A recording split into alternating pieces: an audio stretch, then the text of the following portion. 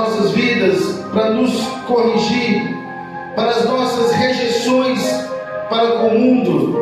Ele vai explicar qual é o segredo do sucesso do servo do Senhor, daquele que teme ao Senhor, aquele que resiste a Satanás, aquele que chega perto de Deus, na qual ele tem vitória.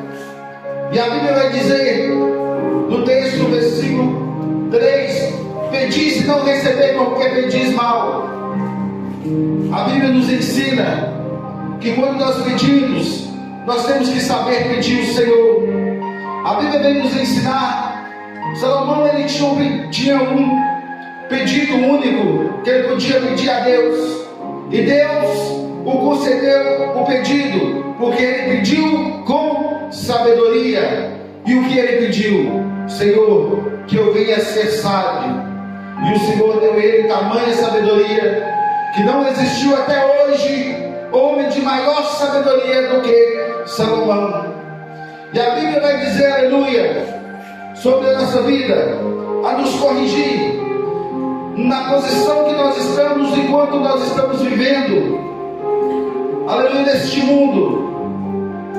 Hoje quero enfatizar essa palavra que eu tenho nesta noite, revelada pelo Espírito Santo de Deus. O suicídio de um crente, o suicídio espiritual.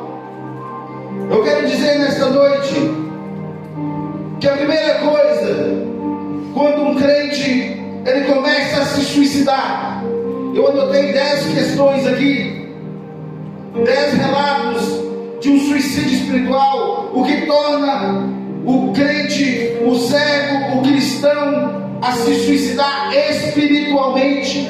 Não falo fisicamente, porque essa morte ela é espiritual. Nós estamos falando aqui das coisas espirituais. Nós sabemos, se nós ficarmos sem comer, sem alimentar, o nosso corpo vai desfalecer e nós vamos morrer. O nosso espírito também é da mesma forma. Se ficarmos sem alimentar da palavra, alimentar das coisas celestiais, nós vamos morrer. O nosso espírito ele morre, aleluia, e morre por causa que nós não vigiamos, por causa que nós caímos da frieza espiritual, porque nós deixamos ser levados por vento de doutrinas, ouvindo o conceito do mundo, e às vezes nós matamos o nosso próprio espírito. Quantos e quantos estão aí no mundo de espírito morto, que tem todos os dias matado o seu espírito? Quantas pessoas poderiam estar mais aqui nesta igreja e não está, porque já começou a suicidar espiritualmente? Isso é muito sério, igreja. Quando nós começamos a suicidar, aleluia, espiritualmente, o nosso corpo ele sofre, a nossa vida física sofre, as nossas coisas não vão bem, aleluia. Por isso muitas pessoas pagando preço no mundo, por isso muitas pessoas para lá e para cá, por isso, aleluia, a casa do Senhor tem se esvaziado, porque cada um que deixa, aleluia, a casa do Senhor, ele já começa a matar o teu espírito. Verdade. E a Bíblia vai dizer aqui que deixar de orar é um dos primeiros sintomas. Aleluia. Nós vamos vendo sintomas ao decorrer da nossa caminhada, como as pessoas começam um suicídio. E o primeiro sintoma que a Bíblia vai nos relatar é a deixar de orar, ausentar-se da oração, ausentar-se da intimidade com Deus. Esse é o primeiro sintoma na qual o crente começa a se matar a sua alma, o teu espírito próprio. Quando nós não oramos, nós estamos matando o nosso espírito, porque nós vamos ficar sem alimento, sem proteínas. A nossa alma vai ficar ficar sem nutrientes espirituais para conseguir caminhar. E o segundo é afastar da casa do Senhor. O segundo ponto que o crente deixa a sua congregação é porque as coisas já não estão indo bem com o espírito, é porque ele já deixou de orar e ele já começa a afastar. Começa a afastar da casa do Senhor. Vem um dia, vem outro, vem, falta mais 2, depois falta uma semana, falta um mês. Nós temos crente aqui na nossa igreja que começou desse jeito. Tem crente aqui que não vem há 2 meses na igreja. Isso é um suicídio espiritual. É o segundo ponto do suicídio espiritual. Aleluia. O terceiro é quando o estado está mais crítico, onde a pessoa ela já deixa a congregação. Ela já deixa a congregação para procurar outras coisas, outros afazeres, ou até mesmo outras igrejas que parece que não está bom onde ele está. Mas quando ele vai para outro lugar, ele se frustra, ele também sai, e ali começa uma luta, porque o espírito já começa a pedir socorro. A pessoa fica desagradável lá, desagradável aqui, que ali já vai desfalecendo o espírito. Aleluia. Aí começa mais uma fase desse suicídio espiritual. O crente, aleluia, ele vai começando a fofocar, começando a semear o fermento dos fariseus. Ele vai começando a espalhar mentiras, fofocas, falar da vida do irmão, falar da vida de outro e outro.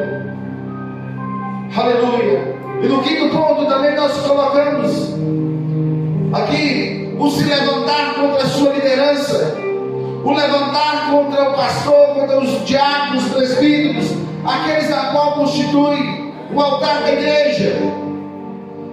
Aí ele começa mais uma vez a se espedaçar o teu espírito, porque eu nunca vi um homem que se levantou contra autoridades espirituais se dar bem lá no mundo ou em qualquer outro lugar. A pessoa que não é sujeito à sua autoridade, aos seus pastores, aos seus líderes e liderados, ele não dá certo em lugar nenhum. Ele não dá certo no trabalho, ele não dá certo na sociedade, ele não dá certo numa festa familiar, ele não dá certo nem dentro da sua casa. Homem que não tem, aleluia, pudor, decência e respeito com sua liderança, esse não dá bem em lugar nenhum. Aí já começa também mais um ponto crítico, aonde o suicídio espiritual já está formando, aleluia, e deixando a sua congregação, falando mal dos seus líderes, fazendo fofoca. Ele não vem na igreja, então ele já deixa de cear. Quando a pessoa deixa de cear, é preocupante, porque além de nós sabermos que o homem deve esquadrinhar a sua vida antes de tocar na ceia do Senhor, aleluia, analisar a sua vida, nós podemos imaginar que ele não tem um sustento sólido, uma proteína espiritual, na qual o Senhor prepara todo mês, para nos dar força, nos limpar, nos lavar, nos remir de todo pecado. A Bíblia diz, na nossa Santa Ceia, quando nós ministramos, que o cálice do Senhor é o sangue do Novo Testamento, o testamento do sangue de Jesus, o testamento, aleluia, na qual ele limpa o pecado. E quando a pessoa deixa de cear, ele já está numa fase muito crítica, já no estágio final do teu espírito desfalecer. Aí no oitavo ponto, ele volta às suas amizades antigas. Ele volta, aleluia, a comer das bolotas do vômito do cachorro, volta a comer a lavagem onde ele comia lá no mundo. Ele começa a ter novas amizades, a ser influenciado por novos amigos.